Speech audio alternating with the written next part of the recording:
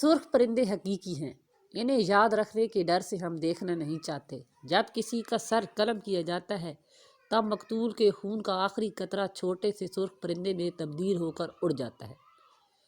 جب ہم انہیں فراموش کرنے کی کوشش کرتے ہیں تب وہ نمودار ہوتے ہیں۔ ان کا نمودار ہونا ایک یادداشت نامہ ہے کہ بھلے ہی وہ مر گئے ہیں لیکن انہوں نے ہمیں چھوڑا نہیں ہے۔ ہم انہیں کتنا بھی فراموش کرنے کی کوشش کریں لیکن جب ہم اوپر دیکھتے ہیں تو سرخ پرندے نظر آ ہی جاتے ہیں۔ پاکستان کے نامور صحافی و ناول نگار محمد حنیف اپنے نئے ناول ریڈ برڈز میں سرخ پرندوں کی وضاحت کچھ اس طرح پیش کرتے ہیں۔ ناول 3 حصوں پر مشتمل ہے۔ پہلے حصے کا نام صحرا میں، دوسرے حصے کا نام کیمپ میں اور تیسرے حصے کا نام دی ہینگر کی جانب رکھا گیا ہے، جس میں میجر ایلی سفر کرتے پائے جاتے ہیں۔ کتاب کا سرورق ناول کے آغاز میں پناہ گزین کیمپ پر بمباری کی غرض سے آنے والے امریکی میجر ایلی کا جہاز ایک صحرا میں گر جاتا ہے۔ 8 دن تک صحرا میں بھٹکنے کے بعد ایک زخمی کتے کی شکل میں ایلی کو زندگی کا ایک سراغ ملتا ہے۔ 15 سالہ مومو اپنے کتے کی تلاش میں صحرا میں آتا ہے تو ایلی کو وہاں دیکھتا ہے۔ مومو سے 2 سال بڑا علی بھائی کچھ عرصہ پہلے صحرا میں واقع ایک امریکی تجارگاہ دی ہینگر میں نوکری کی غرض سے گیا تھا۔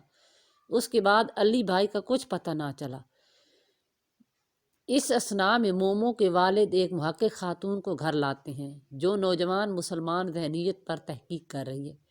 مومو اس کے بارے میں کہتا ہے کہ بہت ہی سادہ سی بات ہے، پہلے وہ آسمانوں سے ہم پر بمباری کرتے ہیں، بعد میں ہمارا ذہنی تناؤ ختم کرنے اور ہمارا ذہن اسٹڈی کرنے کی کوشش کرتے ہیں۔ ناول کے اہم راویوں میں میجر ایلی، مومو اور مومو کا کتا مٹ شامل ہیں۔ سب سے زیادہ مزے کے عواف مٹ کی کہانی والے ہیں جو بڑے شوق سے اپنی زندگی کے بدترین دنوں کی سرگزشت بتاتا ہے۔ محمد حنیف نے کتے کے ذریعے کہانی بیان کرنے کا بڑا ہی انوکھا اور دلچسپ طریقہ اختیار کیا ہے۔ انسان کے بیانات تو ہمیشہ اس کے اپنے مفادات کی خاطر ہوتے ہیں، جبکہ ایک جانور کی جانب سے مظاہرات کا بیان بے لوث ہوتا ہے۔ مصنف نے اپنے قلم کے ذریعے امریکی فوجیوں اور پناہ گزینوں کے بیچ نفسیاتی تناؤ یا رشتے کی شاندار عکاسی کی ہے۔ کیمپ میں آنے سے قبل پناہ گزینوں کے بارے میں ایلی کا علم اس کی ٹریننگ تک محدود ہوتا ہے۔ مومو کے ساتھ کیمپ میں جاتے ہوئے میجر ایلی اپنے آپ سے پوچھتا ہے کہ کیا میں اس کیمپ میں ایک مہمان ہوں یا پھر ایک قیدی ہوں جس کا سودا ٹن والے کھانے کے بدلے کیا جائے گا۔ محمد حنیف نے کتے کے ذریعے کہانی بیان کرنے کا بڑا ہی انوکھا اور دلچسپ طریقہ اختیار کیا ہے۔ اسٹریشن عائشہ فصیح میجر ایلی بہت بھوکا ہے لیکن فادر ڈیئر اسے اپنی داستان سنانا شروع کرتے ہیں۔ ایلی غصے میں اندر ہی اندر کڑتا رہتا ہے کہ میرے ملک کا ایک پورا شعبہ ان لوگوں کے کھانے کے لیے وقف ہے، ان لوگوں کی حفاظت کے لیے ایک 5 اسٹار تجارگاہ بنایا ہوا ہے جس کا پورا خرچہ میرے ہم وطنوں کے ادا کیے گئے محصولات سے آتا ہے۔ کہاں ہے میرا کھانا؟ کیمپ میں جب میجر ایلی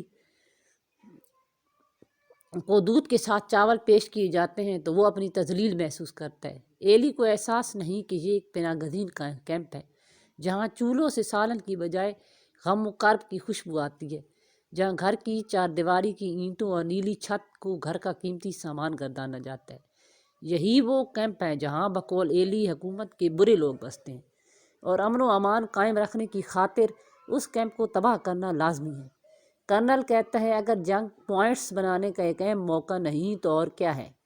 قابض اقوام کی نظر میں تو جنگ محض ایک بہترین موقع کی فراہمی ہے۔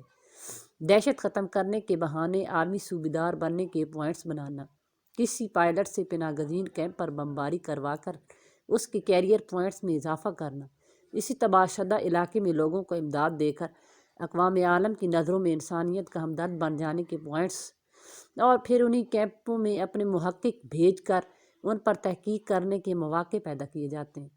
غرض کہ جنگ واقعی قابض اقوام کو لاتعداد موقع فراہم کرتی ہے۔ ایک بار ایلی کہتا ہے کہ میری کیریئر کے آغاز میں ملک کی مرکزی کمانڈ یا پھر مرکزی کمانڈ کا ملک پر بحث ہوئی تھی۔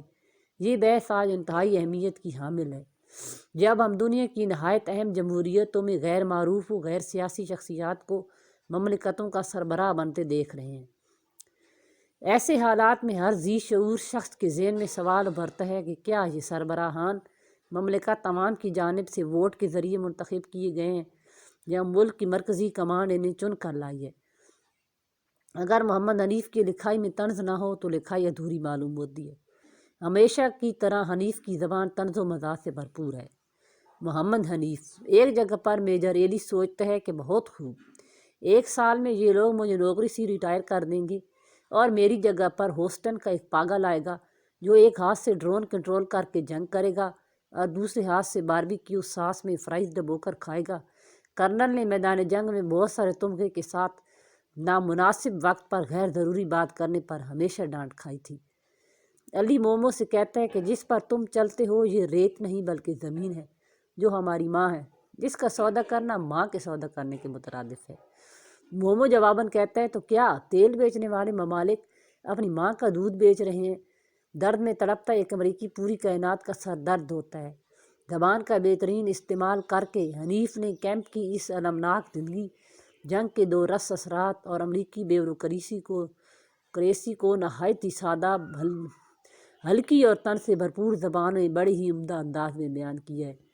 ناول پڑھتے وقت بیشک وقت قاری کے لمحوں پر مسکراہٹ اور آنکھوں میں آنسو آ جاتے ہیں۔ حنیف قریشی نے بجا طور پر اس ناول کو ایک نہایت مزاحیہ المیہ کہا ہے۔